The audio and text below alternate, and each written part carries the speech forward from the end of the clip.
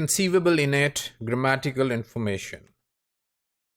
It is relatively easy to show that humans are innately predisposed to acquire language.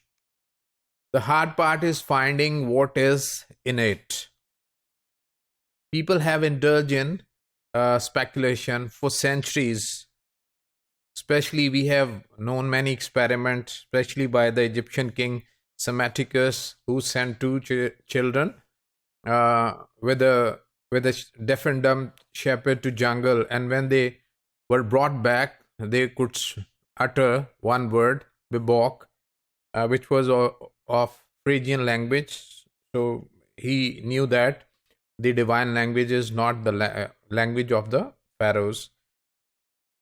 Though nobody takes his philosophy very seriously, but there are reliable accounts which tells us that children who have been kept away from the human society could not speak. Although the speculation of Psammetichus can safely be ignored, but we have Noam Chomsky, who has talked a lot, written a lot on this topic of innateness for a long time, and this cannot be thrown away. He claimed that for language acquisition to be possible, child must be endowed with a rich internal structure, so a sort of innateness. His ideas cannot be summarily dismissed. Chomsky's notion of a rich innate schema contrasted strongly with the point of view popularly held earlier in the country that children are born with blank sheets as far as language is concerned. So there were two contrasts. Children are born with a blank sheet and children were born with an innate schema. Consequently, some people considered Chomsky as someone who would set out to shock the world with outrageous and novel proposals. However, Chomsky denied and said that whatever he has said was already said by the 18th century rationalist, because they believed the same. Such philosophers held that beyond the peripheral processing mechanism, there are innate ideas and principles of various kinds that determine the form of the acquired knowledge in what may be a rather restricted and highly organized way. So a child had that knowledge before he started to speak or before he is encountered with a society. Chomsky gave an explicit account of his early views in his now outdated linguistic classic aspects of theory of syntax, though he has repeated them in a number of other places with minor variations. Recently, he has changed his mind on various points quite fundamentally. His later views were set out in Knowledge of Language, Its Nature, Origin and Use, and later on still in his book, The Minimalist Program, and further views in On Nature and Language. So there has been a lot of change in Chomsky's view that he gave in the beginning and even till even now, even to date. He regards his previous ideas unsatisfactory and outlines his more recent ideas. Nevertheless, his ideas were specific enough to be interesting because they impressed all the academia in the West. Chomsky pointed out that children are to some extent in the same situation as a linguist, because a linguist, when he or she studies a language, listens to a language without having much knowledge about the language. So similarly, a child does so.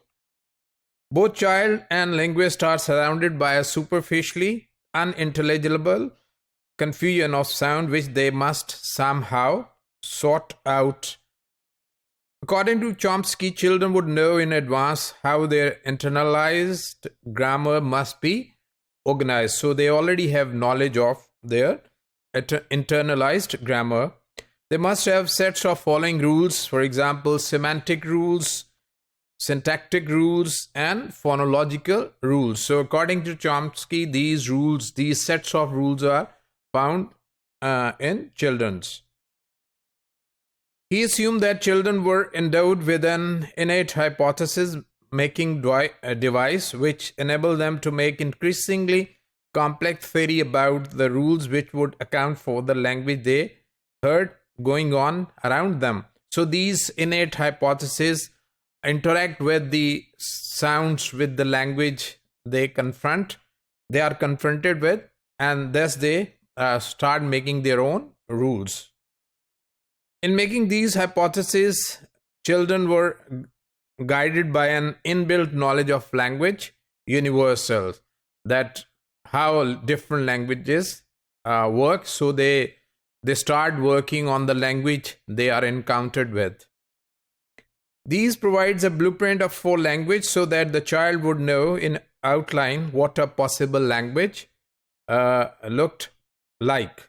So these internal rules, these internal hypotheses interact with the language they have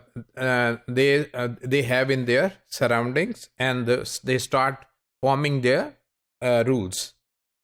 This involved first information about the building blocks of language, set of sounds. Second, it entailed information about the way in which the components of a grammar were related to one another, and restriction on the forms of the rules, that what is possible and what is not possible, how they have to set their certain parameters. Chomsky argued that children automatically knew that language involved two levels of syntax, a deep and a surface level, linked by transformation. At a deep level, they have simple sentence, and with the passage of time, they know that how, with the rules of transformation, they can make them at surface level. And as he later argued, children also knew about some innately built constraint on the form sentence could take, which sentences are possible and which sentences are not possible. We can see that at a very early age, a child comes with sentences which are not grammatically correct, but with the passage of time, they learn that how they have to form sentences which are grammatically correct. With this help, a child could speedily shift through the babble of speech he heard around him and hypothesize plausible rules which would account for it. Children needed to be equipped with this information, he claimed, because the primary linguistic data, the data children are exposed to, was likely to be deficient in various aspects.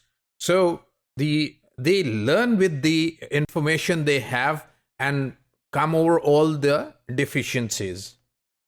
According to Michel Tomasello, who is written a lot over this Chomsky's philosophy or theory of language, how children learn language is not a logical problem but an empirical problem. So here there is a shift from cognitive to practical problem.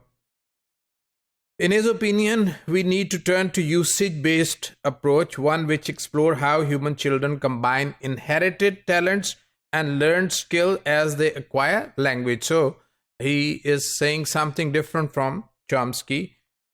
The human capacity for language is best seen as a conspiracy of many different cognitive, social cognitive, information processing and learning skills, some of which humans share with primates and some of which are unique products of human evolution.